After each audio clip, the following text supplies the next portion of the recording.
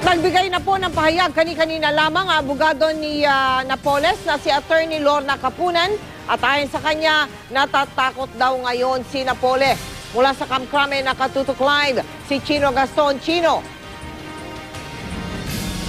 Buong araw, nag-abang ang media para makausap o masilayan man lang si Janet Lim Napoles pero ni anino nito ay hindi natin nakita ngayong araw. Takot na takot raw para sa kanyang buhay si Janet Lim Napoles kahit pa narito na siya sa loob mismo ng Campo Crame. Ito ay ayon sa kanyang abogado.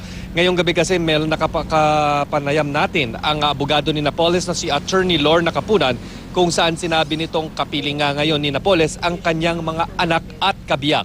Sobrang dami raw kasi na sumusunod sa kanilang di kilalang lalaki sa mga nagdaang araw kung kaya't sinasabing nangangamba sila para sa buhay ng kanyang kliyente. Noong magkita nga raw ang mga mag-ina kaninang madaling araw, nag-iyakan namang ito at nagkaakapan.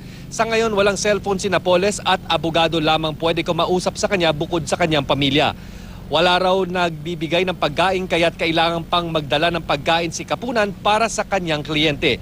Itinanggi ni Capunan na pwedeng ituring na special treatment ang nangyayaring pananatili ni Napoles sa loob ng National Headquarters ng Philippine National Police dito sa Campo Crame. Dito lang kasi pakiramdam nilang ligtas ang kanyang kliyente. Conference room daw ang tinutuluyan ngayon ni Napoles at may isang kama na ibinigay sa kanya. Ito raw ay bahagi ng opisina ni DILG Secretary Mar Rojas sa loob ng PNP National Headquarters Building. Di-aircon naman ang conference room na ito sa unang palapag ng building. Sabi ni Capunan, may diabetic condition si Napoles at wala ngang gamot sa ngayon, bagamat maganda raw ang kasalukuyang kalusugan. Hindi pa raw alam ni Capunan kung paano haharapin si Napoles ngayong napipintong ang paglipat nito sa Makati City Jail kahit pa mas ligtas raw sa kanilang pakiramdam na manatili ito sa loob ng Campo Crame.